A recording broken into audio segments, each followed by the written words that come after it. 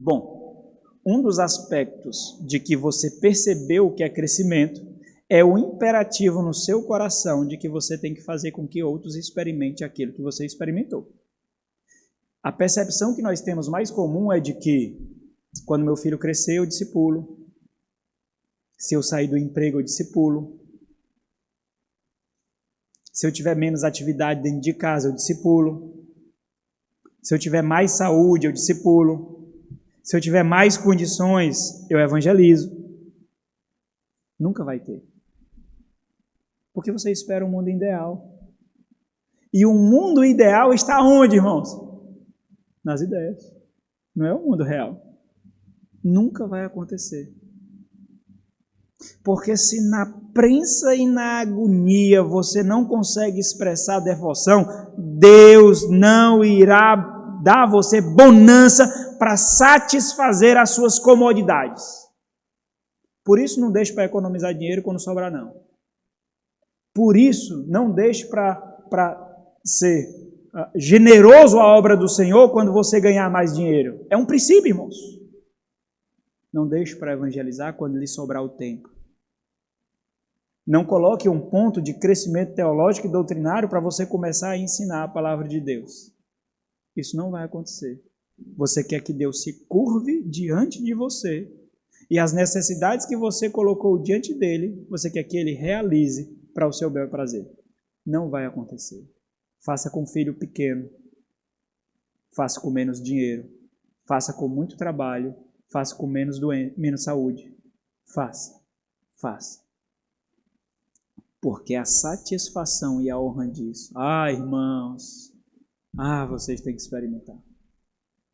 Vocês têm que experimentar. O gozo é grande demais. É muito, mas muito satisfatório saber que a obra do Senhor, não existe barreiras para a obra do Senhor prosperar. E nós somos instrumentos que derribam as barreiras e tiram os entulhos. Irmãos, isso é extremamente maravilhoso. Não vai chegar. Não espere o dia ideal. Então, por que eu estou dizendo isso? Porque parte do seu processo de discipulado é discipular. Parte do seu processo de amadurecimento é levar em outros a amadurecer. Parte do seu processo de crescimento é levar em outros a crescer. Não existe um ponto em que eu cresci, agora eu levo outro a crescer. Esse próprio pensamento leva você a um tipo de exaltação de si mesmo sobre outras pessoas. Porque quanto mais eu conheço, mais eu sei que eu preciso conhecer e que eu não conheço nada. É a mesma coisa de santificação. Quanto mais eu me santifico, mais eu me achego à luz, mais eu vejo a minha sujeira e mais eu preciso me santificar. E isso não acaba. É a mesma coisa. Então, discípulos de Cristo são aprendizes que avançam e fazem outros aprendizes de Cristo.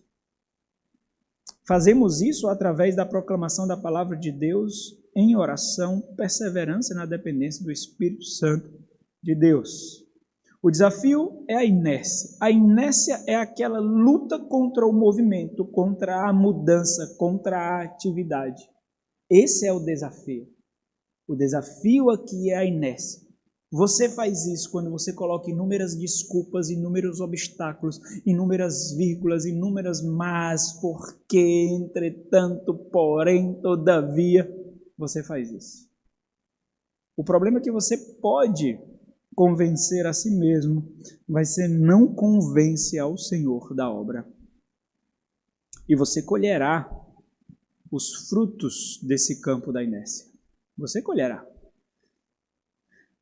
O ruim é que você não vai perceber de onde esses frutos vêm. Dificuldades no casamento, problemas de pecado, dificuldades no lar, dificuldades no trabalho, falta de percepção, dificuldade em decisões, falta de discernimento, falta de sabedoria, falta de maturidade, falta de couro grosso para sustentar, para aguentar os dardos que esse mundo coloca sobre nós, falta. Não sei. Aí vai chegar um ponto em que você vai abandonar a fé, abandonar o Senhor. Porque na igreja só tem problema, porque as coisas erradas acontecem comigo. Não é não. É porque você não desenvolveu ao ponto de aguentar. É por isso que as pessoas abandonam a fé. É por isso que as pessoas abandonam a igreja. Falta de amadurecimento, falta de maturidade, porque os problemas sempre virão, as lutas sempre virão. Mas quando as lutas se deparam com a nossa falta de maturidade, Satanás encontra um prato cheio e nos engole. É por causa disso, né? Desafio à inércia. Ou seja, embora compreendamos essa verdade, que eu sei que você compreende, eu, olhando para a igreja, eu não acredito que você esteja no coração agora contestando o que eu estou falando. Não acredito. Então, se esse é um pressuposto que eu tenho por ser seu pastor e conhecer você, então, se você acredita nessa verdade, mesmo assim é displicente, omisso quanto a ela, para você deveria ser um problema. Deveria ser um problema. Você não exerce, então.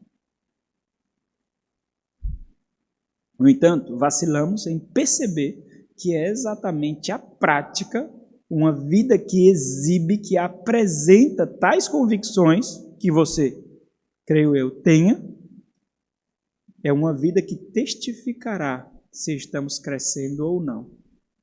Como é que nós demonstramos que estamos crescendo? Levando outros a crescer. Nós subimos um pouquinho mais, irmãos. Então nós estamos mostrando, imagina essa montanha, né? Nós estamos mostrando o outro onde colocar a mão. Aí ele coloca. Mas nós também subimos um pouquinho mais e estamos mostrando o outro onde colocar a outra mão. Sabe, o alpinista, ele pega lá na pedra e às vezes a pedra está solta e cai. Caiu. Mas nós já pegamos naquelas pedras porque nós já subimos aquela coluna. Então nós sabemos ali, ó, essa pedra aqui não, aquela pedra está solta, está frouxa. Pega nessa daqui, ele pega e ele sobe. E ele faz isso com outros que estão subindo também. Isso acontece em 4 principais esferas. Você pode direcionar outros, mas eu acho que isso aqui sintetiza, né? Nos nossos lares, no mundo à nossa volta, na igreja e em pequenos grupos. Então, em nossos lares, reflita o que você tem feito, e aqui é direcionamentos para que você consiga fazer isso, certo? Assim como foi as anotações e as reflexões nos sermões e estudos que você tem recebido. Reflita no que você tem feito e pode fazer para inserir a leitura bíblica e oração entre os seus, no seu lar. Como você tem sido nessa tarefa, nessa atividade? Como você pode fomentar conversas que girem em torno de temas bíblicos, personagens também, que os direcione ao Evangelho? Como você de filmes tira implicações e aplicações? Como você de situações na escola, no dia a dia, tira implicações e aplicações? Como você faz isso com notícias variadas que vocês veem constantemente? Considere a necessidade de cada um deles e seja diligente e intencional. Então, você vai lidar com seu filho de tal idade de uma forma, com a sua filha de tal idade de outra forma, com o seu cônjuge de uma forma. Você os conhece, você consegue enxergar um pouquinho dos seus corações. Então, você vai lidar cada um de tal forma que acesse o coração. Esse é o objetivo. O propósito é acessar o coração. Esse é o objetivo, essa é a finalidade. Então, você vai ter que fazer com que isso chegue ao propósito final. Nos lares, né? No mundo à nossa volta. Tudo, irmãos. Trabalho, estudos, sociedade, amizades, entretenimento, assim como todo, né? Então, torne sua rotina missional. Você tem uma rotina. Você tem uma estrutura do seu dia. Torne ele missional. Torne ele evangelístico. Você se depara com inúmeras pessoas, com inúmeras situações. Aguce a sua mente para tirar ilustrações daquilo. Sei lá, algo quebrou, mostra como nós somos quebrados. Sujou o negócio, mostra como também nós precisamos ser limpos. Deus tem levado pessoas até você. O que você tem feito a isso? Então não ache que as pessoas chegam até você por acaso. As pessoas chegam até você como se Deus estivesse dizendo aqui, ó, essa daqui que precisa ser salva. Ó. Olha, essa daqui é o teu campo. Olha, pescador, aqui o peixe. Então, faço os seguintes questionamentos. Tenho sido intencional em meus relacionamentos? Ou não? Eu os desenvolvo somente por necessidade afetiva? É egoísta isso. Eu tenho sido intencional nos meus relacionamentos? Ou não? Fé, fé. Relacionamento, relacionamento. Religião, religião. Trabalho, trabalho. Estudo, estudo. Tudo à parte. Porque eu gosto das coisas bem organizadinhas. Né? Eu tenho relacionamentos? Essa é uma pergunta que tem que ter na época. Só virtuais, pastor. Eu tenho 1000 amigos virtuais. Mas nenhum real. Eu tenho 1000 seguidores virtuais. Mas não consigo que nenhum deles me siga para Cristo. Nenhum. Eu exibo meu corpo, as minhas roupas, as minhas festas, os meus bens, mas eu não exibo a Cristo. Não exibo. Eu faço seguidores, mas não para Cristo. Eu causo ostentação, inveja, discórdia, mas não piedade. Não. Tenho sido intencional? Tenho. Mentira. Quais pessoas do meu dia a dia tenham levado a conhecer e a avançar, a aprender Cristo? Quantas do meu dia a dia? Eu tenho criado hábitos para que esses hábitos sejam instrumentos para gerar relacionamento, para que esses relacionamentos sejam um campo para que eu apresente a Cristo? Ou não, eu estou ali para resolver as minhas necessidades. Compro o pão é o pão. Eu boto gasolina, gasolina é gasolina. Eu faço isso porque é isso que eu tenho que fazer, acabou. Né? O que posso fazer para isso acontecer? Tenho lutado em oração por essas pessoas, por esses relacionamentos, por essas dificuldades. Próximo aspecto, próxima esfera, né? Em pequenos grupos. Culto nos lares, clube de leitura e assim por diante. Assim como a esfera anterior, no mundo à nossa volta, essa esfera ela torna ainda mais evidente uma cultura de consumo em nós. Nossos lares são nosso círculo do ego, então o primeiro ponto não é suficiente, fomentado o evangelho no nosso lar, porque é o nosso círculo do ego.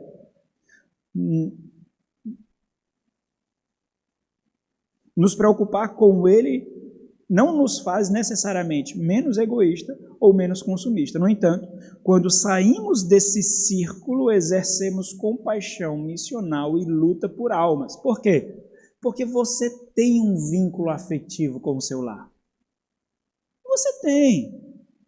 O amor para o seu filho não é incondicional. Existe um vínculo afetivo, um vínculo biológico. O amor pelo seu cônjuge não é incondicional, existe um vínculo pactual e afetivo. Agora com aqueles que estão além das paredes da sua casa.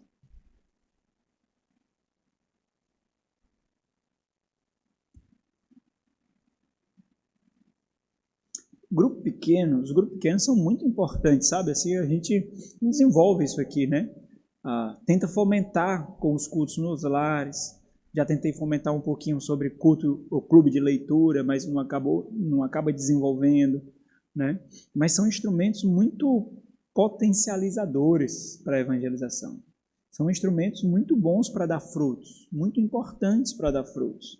Então, às vezes nós acabamos perdendo os recursos. Nós temos diante de nós recursos que não são utilizados diversos. O problema é que nós não usamos, né? Eles são instrumentos geradores e fortalecedores de relacionamentos. Por isso, a falta deles pode indicar, em algum nível, uma fé consumista. Olha, eu já tenho um compromisso na igreja quarta-feira, eu já tenho um compromisso maioria dos sábados, já tenho um compromisso o dia todo. Nesses outros dias é comigo, é com minha família, sabe? Eu não quero me desgastar. Eu não quero sair do conforto. Eu não quero ter esse desconforto. É isso mesmo. Eu dou graças a Deus quando não tem uma atividade sábado à noite, porque eu posso ficar tranquilo e não tem a igreja para ir. E na igreja? Reflita em como você tem observado, e aqui a exortação do dia do Senhor encaixa nesse ponto também. Reflita como você tem observado e aproveitado as reuniões formais e tudo que a igreja promove. Qual tem sido sua atitude, disposição, conversas, relacionamentos, envolvimento, serviço e a recepção daqueles que têm chegado? Qual tem sido? Como tem sido? É um peso? É uma obrigatoriedade? Como você tem fomentado a vida na igreja ou não? Você só quer receber os frutos. Você é o alvo, você não é o operário. Você é quem recebe, você não é instrumento. Você só pensa dessa forma. Você não pensa o que você fará, como você fará. Você não pensa sobre isso. Você só pensa eu. Então nós já falamos sobre isso, sobre aquela, sabe, aquele tipo de disposição meio que hipócrita. Eu ensinar? Não, que é isso? Eu tenho que aprender. Eu discipular? Não, que é isso? Sabe? Parece que existe um medo de se parecer arrogante, prepotente. Mas isso tudo é como você formula essas realidades no seu coração. Por que você tem que ensinar, discipular, ser padrão, ser alguém imitável? Você sabe no seu coração. É porque você precisa oferecer aquilo que foi oferecido para você e que você abraçou. Não tem nada de exaltação. Isso vai exigir mais de você. Renúncia. Custos. Não tem nada de exaltação. Nada. Pelo contrário. Mas a forma como você organiza isso no seu coração, então, essas desculpas, na verdade, exibem como você acomoda isso no seu coração. Você entende, sim, que ensinar, ser imitável, levar outros a crescer, é alguém superior. Porque se você não achasse isso, você não se colocaria nessa posição humilde. Não é? É isso. Como você tem exercido os seus dons? Porque você os tem. Mas como você tem exercido? Alguma deficiência em mim é por sua negligência no exercício dos dons? Porque eu preciso dos seus dons. É um corpo, eu preciso. Será que não é? Será que a falha do irmão é negligência sua por exercício dos dons? Pode ser. Como tem ajudado a outros? Você tem observado e desejado se envolver mais com a treliça ou a videira? Então, assim, olha, eu sou dos bastidores, assim, eu gosto de ajeitar a cadeira, eu gosto de ajeitar o ar, eu gosto de ajeitar o som, eu gosto de me envolver com essas coisas inanimadas, né? Eu gosto. Mas com gente, muito fácil, me dá um tapa nesse bicho, pronto. Nem fala nada. Agora, quando você vai lidar com gente, eu não posso usar essa palavra. Eu não posso conduzir dessa forma. Meu Deus, como eu vou fazer? Não, dessa forma eu não posso falar, porque a última vez que eu falei foi entendido errado. Não dá assim. Tenho vontade, mas não pode. Calma. É diferente. Não é diferente? É diferente de arrumar cadeira. Quebra a cadeira, vê se vai falar alguma coisa. Treliça. Videira é vida, orgânico, organismo. É diferente. Você pode matar. Você pode fazer crescer. Estou dizendo que essas coisas não devem ser feitas. Nós precisamos cuidar da treliça. Mas o cuidado com a treliça nunca deve sobrepor o cuidado com a videira. Você não deve se satisfazer em cuidar da treliça negligenciando a videira. Você tem que fazer os dois. Entende? Os dois. O reino de Deus não avança com a videira somente, ou com a treliça somente. O reino de Deus avança com a videira. Tem que ser os dois. Não ache que cuidando da treliça, do inanimado, da estrutura, vai servir de desculpa para você não cuidar da videira. Porque se não tiver videira, para que a treliça? Para que, irmãos? Não faz sentido. Olha, uma treliça maravilhosa, bonita, né? Não tem nada, mas é bonita. Bonita, lindo, olha aqui, que é madeira de acácia. Nada, né?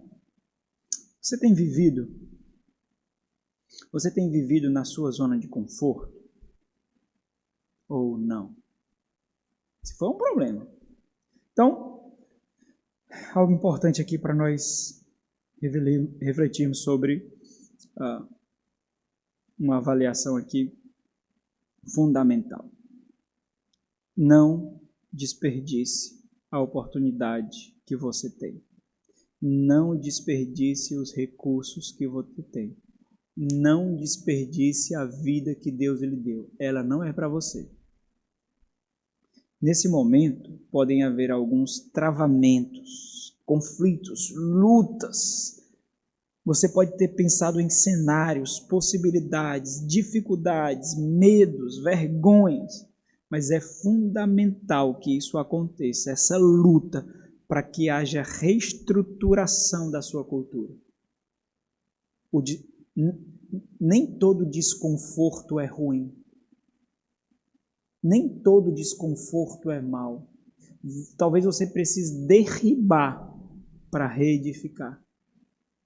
E isso é ruim, no sentido de causar desconforto, causar dor, mas não quer dizer que não faça bem. É necessário. Isso está dizendo que você está mexendo com convicções que moldam a sua vida. E isso é importante, porque se você vive por elas, isso quer dizer que mudando-as, você seguirá as novas. Então você vive por convicções. Quando eu vejo pessoas lutando contra as suas convicções, eu acho muito positivo isso. Porque quer dizer que essas pessoas vivem sim segundo as suas convicções e elas sabem disso. Então só precisa mudar. Para que ela também viva segundo as suas convicções, mas agora certa, correta, segundo a palavra de Deus. Então a luta é necessária. Aí você precisa pedir ajuda, né? Então, observe onde, como e por que você precisa modificar algo. Essa será uma avaliação constante em sua vida. Onde eu estou nesse processo? Opa, não é aqui que eu deveria estar, não. Como eu devo fazer? E por que eu devo fazer? Perguntas?